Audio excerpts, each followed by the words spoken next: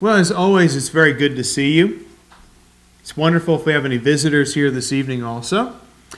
As was offered this morning, if you have curiosity about Monte Vista and the gospel that we preach, we do believe it is God's gospel, His good news to the world that all people can be saved through belief and obedience to the words of Jesus Christ. And if you're curious about that message, then please let us know. We'd love to sit down and have a Bible study with you on those things. Now, in our interaction with the world, we encounter some rather difficult questions about faith and about morality, about choices that people make and what to do in this or that ethical situation. And it has often been speculated, not just by Christians, but unbelievers alike, just what good religion does for people. I read an article recently, and the title of which was, "It's Official! Religion Doesn't Make You More Moral." And you know, I had to read it. That's the sort of thing where when you read that, you just go, okay, all right, hook, line, sinker, you got me. Show me the article. I'm going to read you a couple things out of this article here. Suppose you actually do have an angel that's over your shoulder telling you the right thing to do all the time. That angel probably wouldn't tell you anything you didn't already know. A recent study in Science magazine aimed at uncovering how we experience morality in our everyday lives suggests that religious people are no more moral or immoral than non-religious people. Whether or not we believe that divine precepts give us guidance, our behavior, the writer says, is remarkably similar. Now, how this research was conducted is rather dubious, but I'm going to give you an explanation from the writer's own words of how they went about discovering just why it is that religion does not make us more moral or immoral than the unbelievers around us. He goes on to say, the current study breaks new ground in a few different ways. They always like studies that break new ground, don't they? It's always a buzzword there. Perhaps most importantly, previous psychological studies of moral responses relied on observations in laboratory settings. How shocking! This study, however, uses a method that allows researchers to escape the lab and catch glimpses of how participants think about morality as they go about their daily lives. Researchers using the method known as ecological momentary assessment periodically contact participants to report their feelings. You're going, doesn't really sound like the scientific method very much, does it? In this study, over 1,200 people were texted, the most scientific method of gathering information. See, here I am. I'm committing a philosophical fallacy here by discrediting minor aspects of the research. In this study, over 1,200 people were texted 5 times a day over the course of 3 days. The texts asked if they'd committed, experienced, or heard moral or immoral acts in the previous hour. If a participant answered yes, there were follow-up questions that prompted him or her to describe the event and some of his or her reactions to it. And notice again, the events included things that you heard about, observed in other people, or committed yourself. Any moral or immoral action that happened around you that you observed was to be reported on. The researchers collected over 13,000 responses, almost 4,000 of which described a moral or immoral event. The acts ranged from the mundane to the unexpected. Assisted a tourist with directions because he looked lost. At work, someone stole my partner's nice balsamic vinegar while he was off shift and most likely took it home with them. Another one was hired someone to kill a muskrat that's ultimately not causing any harm. The first thing that I want to notice about this study before we come to the conclusion that they came to is this. Be very, very wary of grabby headlines. You know, I'm not saying don't click on the article and read what it has to say, because I'm sorry. Sometimes you read something and you just are like, okay, you got me. I want to see what you're talking about. But be very, very careful of grabby headlines, because they more often than not are presenting either incomplete or outright false preconceptions about a subject. They're trying to build a preconception in your mind without providing you all of the information. Now, you know how the test went. Okay, I just explained it to you. And you know what the results were. Religious people and non-religious people seem to interpret moral and immoral events on about the same rate and basis as each other. So being religious doesn't make you more moral. So you know the outcome. And yet this title, it's official. Religion does not make you more moral. Is that really the point of the research, first of all? Second of all, is that really a complete explanation of what the research concluded? I don't know. I'm always really careful with stuff like this because it's really easy in our culture of sound bites and text messages and little Twitter responses all over the place. It's very easy for us to accept the highly truncated and encapsulated pieces of information that we come across all the time and accept them as just plain and simple truth. We accept things like that because that's how we think. I see a short message that confirms what I either already believe or what I want to believe, and I'm going to accept that short message without any further research whatsoever. You remember the headline, God is dead? Right? Come on. Does that give the complete story? Does that really give the complete story? God is dead. No, but it's grabby. And it'll get you to buy the magazine, won't it? Yeah, because that's how we think. Yeah, I already don't believe that religion makes you more moral than any non-religious person. And this article proves it because it's got it right in the title. And we get excited about stuff like that. We eat it up in our culture. We just eat it up. But the thing about it is, honesty requires more research than that, than just broad and sweeping generalizations. And of course, the researchers admit that the test is full of potential inaccuracies. Even in the article, they go on to say, there's reason to be cautious about the results. Like, yeah. The study relies on the participants in the study to self-report honestly and accurately, and participants might be embarrassed to reveal moral or immoral acts. People also have a tendency to overestimate how moral they've been. Because in our own self-assessment, we always believe we're better than we actually are. We find ways of justifying our actions, but we also find ways of kind of inflating the actions that we've committed. We might go and we do something that doesn't require a lot from us. We pat ourselves on the back and say, well, I really made a difference today. But we love that kind of stuff, don't we? We love the kind of charity that costs nothing. We love good deeds that require very little energy. We love doing good things that require very little time from us. And when we're able to put the bare minimum effort into doing a good deed, we pat ourselves on the back and say, I changed the world today. Our self-estimation of morality or immorality is incredibly inaccurate if there is not an objective standard by which we measure such actions. So, does religion make us more or less moral than the people around us? The thing about it is, when you allow any and every definition of morality into the equation, you have essentially nullified any results that you've gotten.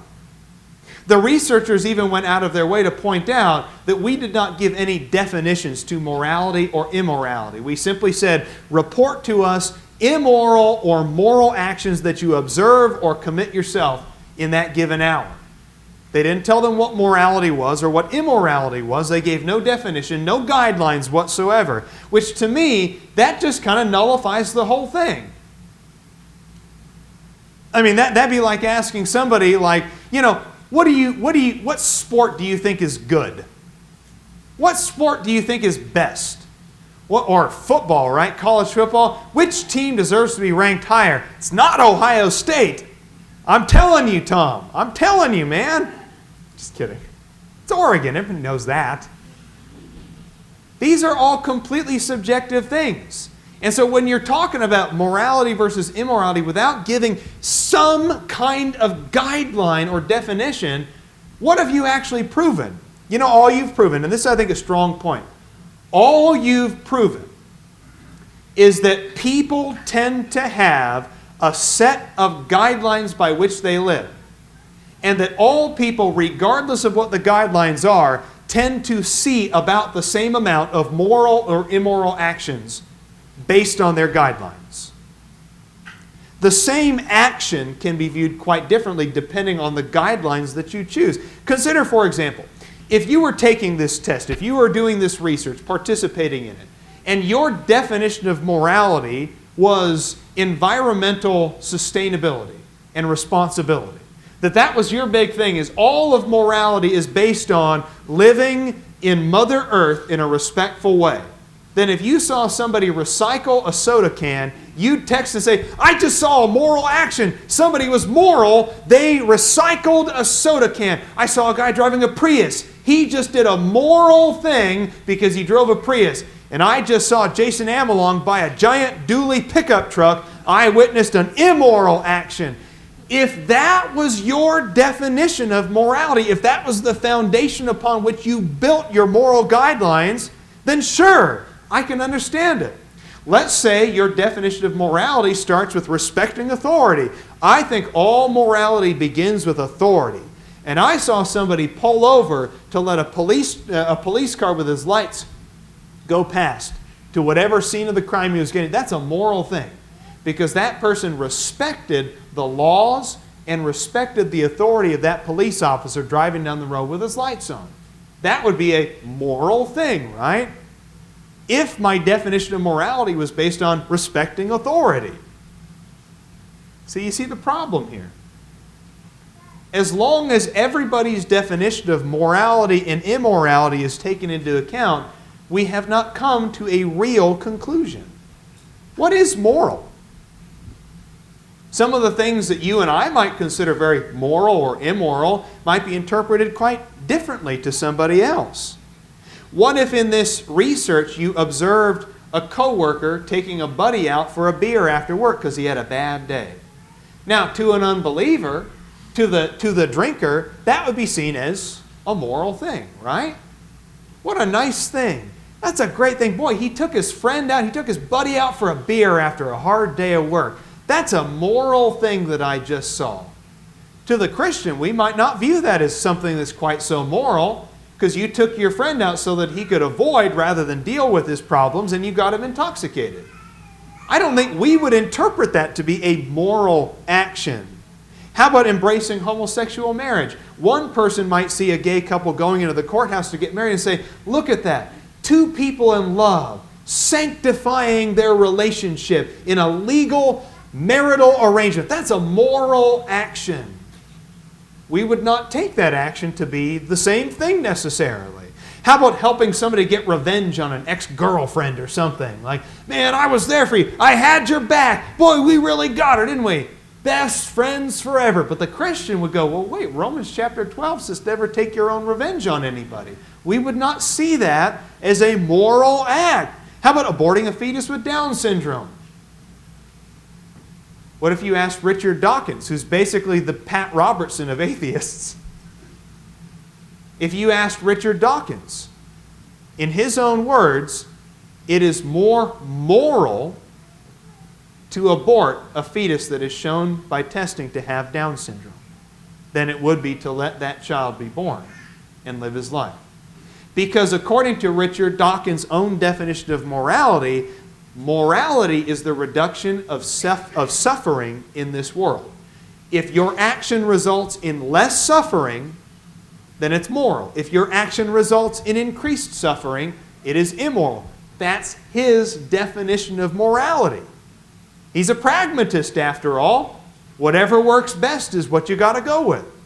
And he does believe in his own words that it's moral to abort a fetus if you know by testing that that fetus is going to have Down syndrome. So what is moral? We've got to have some kind of consistent definition, don't we? This study is completely preposterous because it attempts to give a statistical analysis without a consistent definition. This, after all, is one of the great debates. Where does morality come from? If morality doesn't come from God, then I want to know where.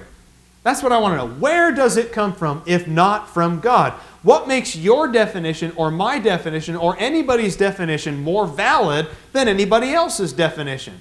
Does morality just come from pragmatism? Again, with whatever works, that's what's the right thing to do. If it works best, then that is what is more moral. Is that where it comes from? How about tradition? Oh, it's just moral because it's always been that way. Because people have always said it was moral, and we've always accepted that. Is that why murder is immoral?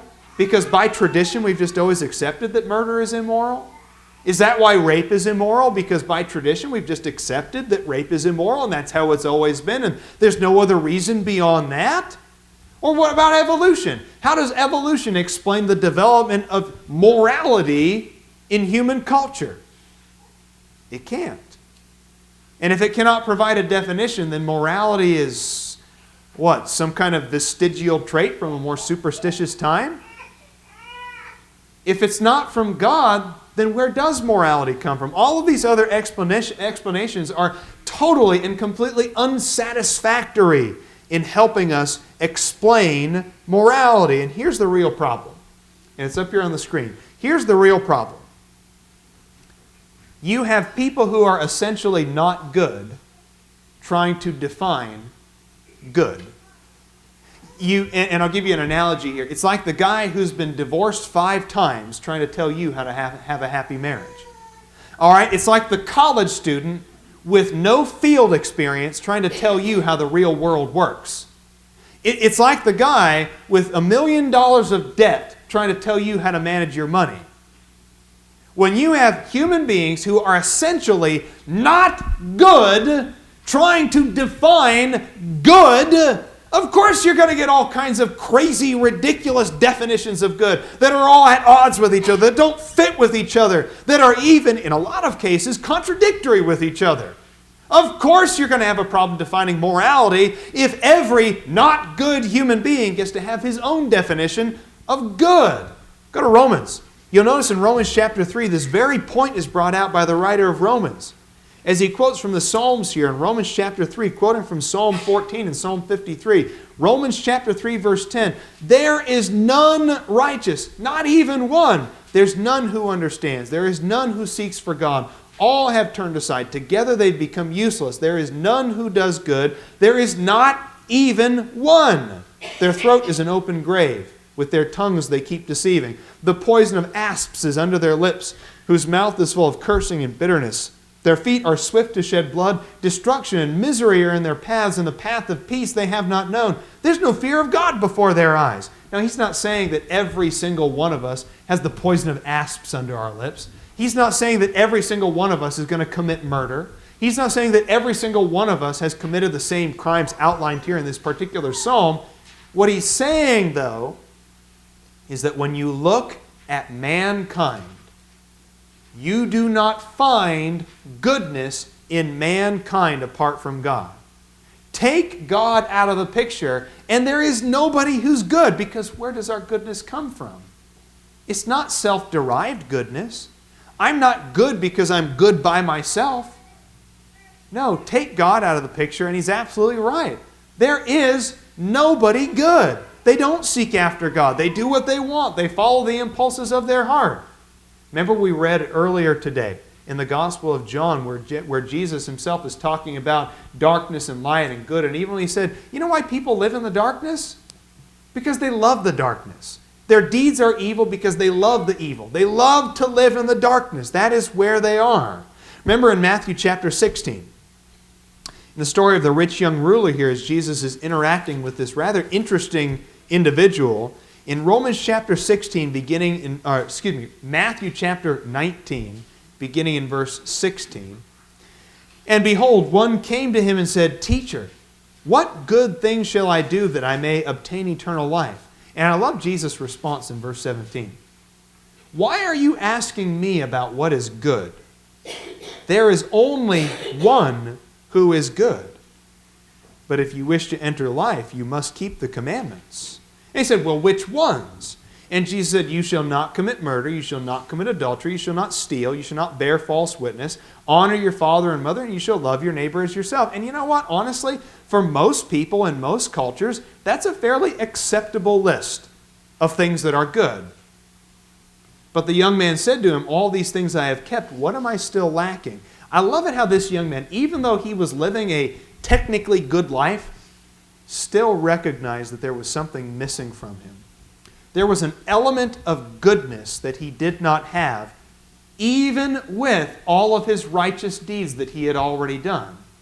And of course, we know the response that Jesus offers. He says, you've got to cut ties with the material possessions. Sell all that you have, give it to the poor, and come follow after me. The man could not do that. The man could not do that. Why are you asking me about what is good? Don't you know that there's only one who's good? And that's God. Go to the book of Psalms and notice in Psalm 82. In Psalm 82, beginning in verse 1, God takes his stand in his own congregation, the psalmist says. He judges in the midst of the rulers. How long will you judge unjustly and show partiality to the wicked? That's mankind's definition of morality right there. Vindicate the weak and the fatherless. Do justice to the afflicted and destitute. Rescue the weak and the needy. Deliver them out of the hand of the wicked. Verse 5. They do not know, nor do they understand. They walk about in darkness. All the foundations of the earth are shaken. I said, you are gods. You are the sons of the Most High. Nevertheless, you will die like men and fall like any one of the princes. Arise, O God, judge the earth, for it is thou who dost possess all the nations. And I love in particular verse 5. You don't know, you don't understand, you walk in darkness. So again, the problem I see here with any kind of research that sets about to find out morality and immorality and its relationship to religion without providing God's definition of what is right and wrong is going to fail. You're walking in darkness. You don't get it. You don't understand. There are some questions in this study that can't be answered, though. When they come quite confidently to the conclusion that religion does not make you more moral, I wonder, did they talk to everybody whose lives had been changed by religion? I don't know what basis this whole thing is being judged on, quite frankly. Because I know a lot of religious people who were made very much more moral by religion. And there are people who we find in the Bible who were changed a great deal by religion, as long as that religion is Christ's. In Ephesians chapter 4, verse 17, you tell me, did religion make the Ephesians more moral? This I say, therefore, and affirm together with the Lord, that you walk no longer just as the Gentiles walk in the futility of their mind, being darkened in their understanding, excluded from the life of God, because of the ignorance that is in them, because of the hardness of their hearts. And they, having become callous, have given themselves over to sensuality for the practice of every kind of impurity with greediness. But he says in verse 20, you did not learn Christ in this way, if indeed you've heard him and have been taught in him, just as truth is in Jesus, that in reference to your former manner of life, you lay aside the old self, which is being corrupted in accordance with the lusts of deceit, and that you be renewed in the spirit of your mind, and put on the new self, which in the likeness of God has been created in righteousness and holiness and truth. Sometimes you just have nothing to say. Did religion make them more moral? What did religion do for these people? Did religion change them at all? Did you ask anybody whose life was changed by religion? Did you ask anybody whose life was ruined because of sin? Did you ask anybody whose physical person was destroyed, literally, physically, ruined because of a habit, because of an addiction, because of something they had in their life before they knew Jesus Christ? Relationships that were shattered and restored because of the power of God in reconciliation. Guilt that could never be dealt with and expunged until Jesus came along and cleaned that guilt from our souls. And now we live a life that's guilt-free. Did you ask all of those religious people if religion made a difference to them? Those are questions that were not asked in this research. Though I would counter with this. Is morality even the main point of Christianity? Well, now we're going far beyond the realm of this study, and that's okay. Because grabby headlines and dubious research is not what the Christian is really interested in. We are interested in more substance than that. We're interested in something that goes deeper, something that we can really live in, something that we can really abide by. And you can't find that in the world's mess.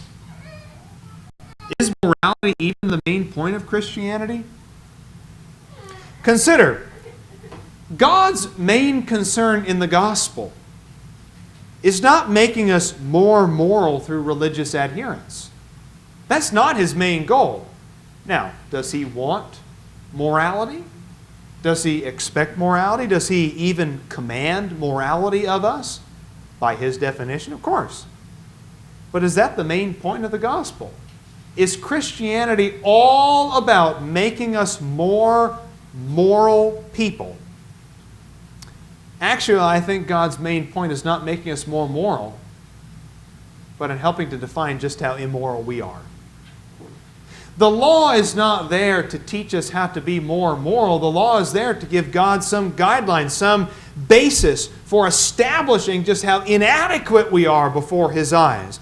Romans chapter 7 and verse 7. Notice what Paul's argument here is in Romans chapter 7. And I love the way he puts it here when he's speaking here of covetousness in this particular context. In Romans chapter 7, beginning in verse 7, he says, "What shall we say then? Is the law sin? Well, may it never be.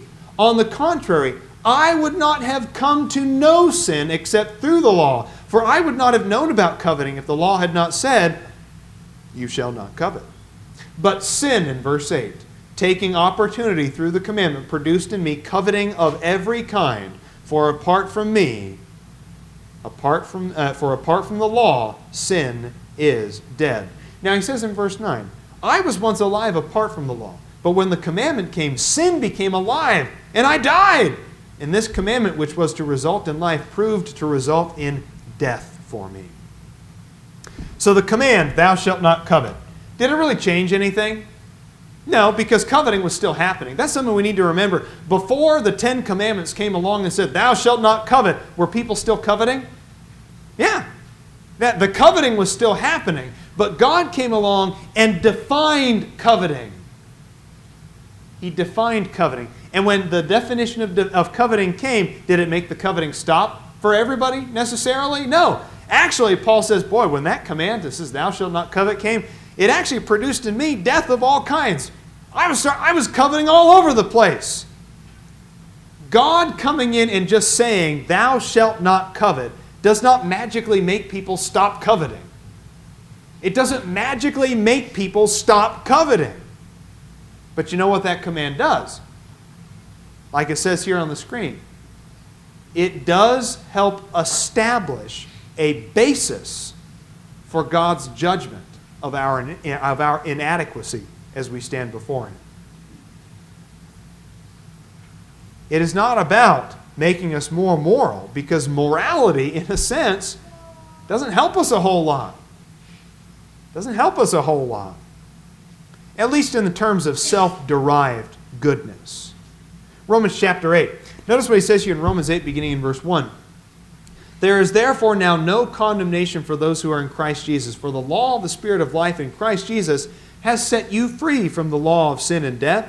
For what the law could not do, weak as it was through the flesh, God did, sending his own Son in the likeness of sinful flesh, and as an offering for sin, he condemned sin in the flesh, in order that the requirement of the law might be fulfilled in us, who do not walk according to the flesh, but who walk according to the Spirit." Self-derived goodness and adherence to the law, meritorious deeds, are incapable of saving us. I don't know how much more clear Paul can be when he says, "For what the law could not do, weak as it was." What could the law not do? It couldn't save you. So sure, keep every single one of the 10 Commandments. You ought to, at least in the sense that those 10 commandments have morals that are behind them that still apply today. So sure, keep every ordinance of the law. Obey every little tiny ordinance from Exodus and Leviticus and obey everything. Memorize the book of Deuteronomy. Sure. Adherence to the law. But what the law could not do, weak as it was, Jesus did. Jesus did. With all that being said, is moral action still necessary and required of us? Of course it is. In Revelation 21, verse 8, it specifically says that immoral persons have their place in the lake of fire that burns for all eternity. Ooh. So, don't tell me that morality is not required of us, because the immoral person, the not moral person, has his place in the lake of fire. But here's an analogy that I think really helps us here. How can something be necessary and required without necessarily being part of the function? How can morality be required of us without saving us? And I thought of a good analogy for you. Driver's insurance. Auto insurance. Is auto insurance absolutely necessary here in Arizona to drive a car? Yeah. Everybody knows that. Even Emma nodded her head and said yes. She doesn't even drive. Yes. You absolutely must have auto insurance to legally drive a car here in Arizona. But does auto insurance help you drive at all? No. Does auto insurance steer the car for you? Does auto insurance press the gas pedal or the brake pedal? Does auto insurance change the oil in your car or other forms of maintenance on it? Does auto insurance pay your car payment for you? No. In a sense, automobile insurance has nothing whatsoever to do with the actual function of driving a car. It does not drive the car for you, and it does not help you drive the car. It has nothing to do with the function of driving a car.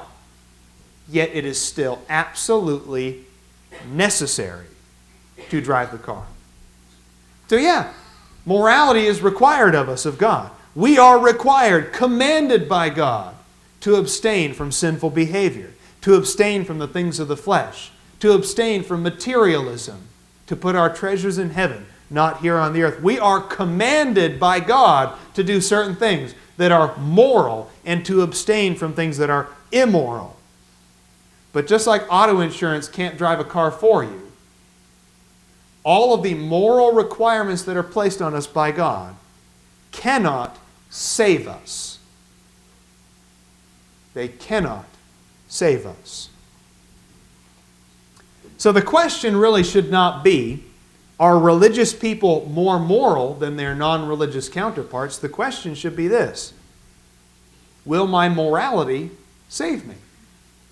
So I'll tell you what, one of the biggest differences between Christians and people who are not Christians, one of the biggest differences, one of those groups is saved and the other one's not. So sure, show me research all day long that shows that religious people see moral things and immoral things and non-religious people see moral things and immoral. It doesn't matter. I don't care. I don't care. Because if I'm not saved, I don't care how moral I am. I don't care what definition of morality I use. And I don't care how much morality I see around me. If I'm not saved, then morality did nothing. And that's the definition we need to look for. It's not, am I more moral? It's, am I saved? Now, if you're not a Christian here this evening, you need to be saved.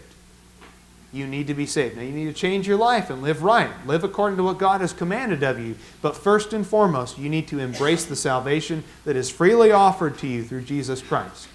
Mark 16, verse 16 says it best, and I'll end with this. He who believes and is baptized shall be saved. So whatever needs you might have, I encourage you to please come forward as we stand and sing.